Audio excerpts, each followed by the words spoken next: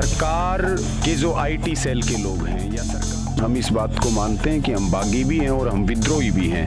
देखिए, ये जो आंदोलन है ये शांति का और ये क्रांति का मिलन है। जय हिंद, मैं हूं सरिता सिंह और आप देख रहे हैं दी खबर हरियाणा। आज हम मिलवाएंगे आपको किसान आंदोलन के एक ऐसे चेहरे से जिसको आपने देखा है और सुना भी होगा। पिछले दिनों टोहाना में उनकी गिरफ्तारी को लेकर संयुक्त किसान मोर्चा ने भी एक बड़ा बयान दिया था।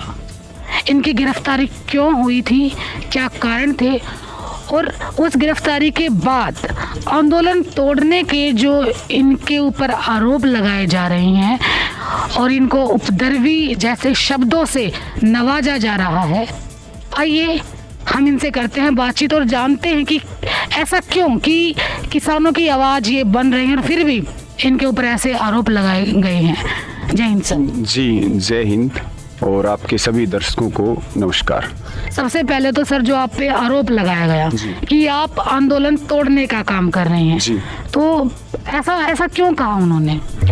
देखिए, सबसे पहले तो जो दा खबर हरियाणा के नाम से आपने जो चैनल शुरू किया है, एक सच्चाई जन जन तक जाए और जनता तक सच्चाई पहुंचे, उसके लिए आपको और आपकी पूरी टीम को हमारी ओर से बहुत शुभकामनाएं हैं।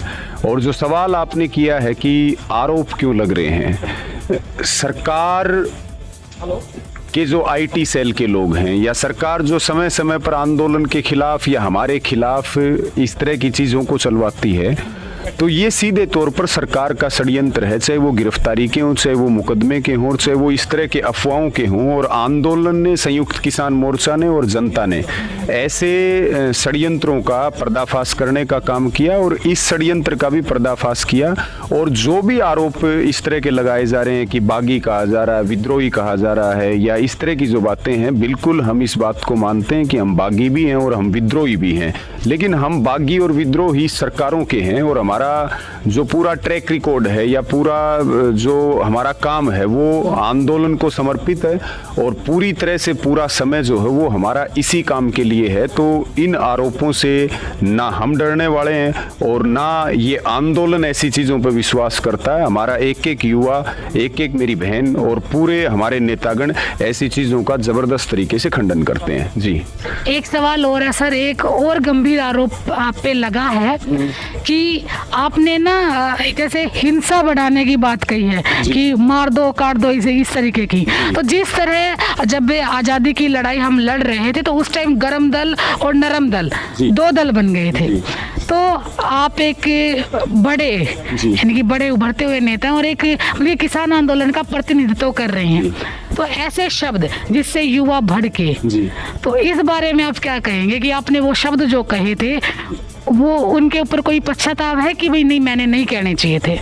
देखिए, ये जो आंदोलन है ये शांति का और ये क्रांति का मिलन है। ये महात्मा गांधी के आदर्शों पे और भगत सिंह के आदर्शों पे चलने का आंदोलन है। और आज़ादी के बाद पहली बार ऐसा हुआ, इतना बड़ा जन आंदोलन इकट्ठा हुआ। उसका कारण यही है कि सारी तरह की ताकतें इकट्ठी हुई हैं। गरम दल का अपना एक योगदान है और नरम दल का अपना एक योगदान है। लेकिन हिंसा की अगर हम बात करें, हम हमेशा ये बात कहते हैं कि ये सिर जोड़ने का आंदोलन है, सिर फोड़ने का आंदोलन नहीं है।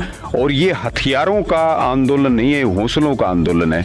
आप एक भी युवा मुझे ला दीजिए कि जिसने हमारे कहने से किसी का सिर फोड़ दिया हो या 6 महीने के आंदोलन में हमारी तरफ से कभी हिंसा हुई हो।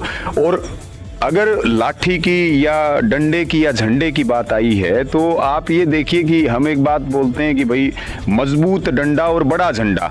अब झंडा तो डंडे में लगेगा, ये तो निश्चित तौर पर है, कोई माथे पे तो लगा नहीं सकता। और आप देखिए, आरएसएस के लोग लाठियां रखते हैं, सड़कों पे लाठियों के साथ प्रदर्शन करते हैं, तलवारों के साथ प्रदर्शन करते हैं कि हम अपनी सुरक्षा के लिए कर रहे हैं। तो किसान के लिए तो लाठी सबसे पहले जरूरी है। वो खेत में काम करता है, सांप आवे, जीव जंतु आवे, कुत्ते, हाँ, सारी चीजें रखें। तो ये सिर्फ और सिर्फ एक बदनाम करने का षड्यंत्र है कि ये भड़काऊ भाषण देता है या जो है उकसाता है, इस तरह की कोई बात नहीं। हमारा जो जोश है, क्योंकि बदलते हुए हिंदुस्तान का बदलता हुआ आंदोलन है, अब हिंसा की बजाय जो जोश है वो पूरी ताकत, जोश को हम धरातल के ऊपर सिर जोड़ने में लगाते हैं। और ये पूरी तरह से सरकार का, बीजेपी का ये षड्यंत्र था कि वो इस तरह से हमें साबित करे, लेकिन वो भी इनका एजेंडा फेल हुआ और हम अहिंसावादी हैं और निश्चित तौर पर लाठी डंडे भी खा रहे हैं हम और आगे बढ़ते भी जा रहे हैं, और ये निराधार चीजें हैं। जी, आंदोलन को और मजबूत करने में आप आगे क्या करेंगे? देखिए, अभी हमारा जो मुख्य ध्यान है वो ध्यान है कि 6 महीने आंदोलन को पूरे हो चुके हैं, आंदोलन 7वें महीने में प्रवेश कर गया और आंदोलन लंबा चलेगा। जिस तरह से सरकार की मंशा हमें दिखाई दे रही है कि बंगाल का इलेक्शन हारने के बाद भी बीजेपी ने सबक नहीं लिया, तो अभी हमारा पूरा जो फोकस है वो दिल्ली के मोर्चों को मजबूत करने पर है, चाहे वो सिंघू बॉर्डर का मोर्चा है या टिकरी बॉर्डर का मोर्चा है या दूसरे जो हमारे आंदोलन के मोर्चे हैं। अभी हम अगले समय में जल्दी जो है हर जिले से एक एक जत्थे को निकालेंगे, हर तीसरे चौथे दिन जो है एक एक जत्थे को निकालेंगे। कुछ लोग उनमें से करीब 25-30% लोग वहाँ परमानेंट रहेंगे, कुछ जो है वो 4-4, 5-5 दिन का गांव वाइज जो है शेड्यूल बना करके वो रहेंगे, फिर उनका टाइम पूरा होगा तो गांव के दूसरे युवा आ जाएंगे।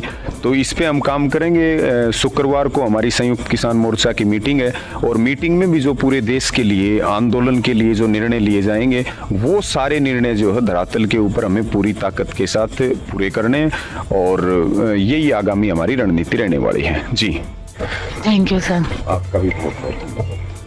तो ये थे हमारे साथ रवि आजाद। आपने सुना इनको, इनके ऊपर जो आरोप लगाए गए थे उन आरोपों को निराधार करते हुए इन्होंने अपना पक्ष भी रखा। तो आप क्या सोचते हैं इस बारे में कमेंट करके जरूर बताएं।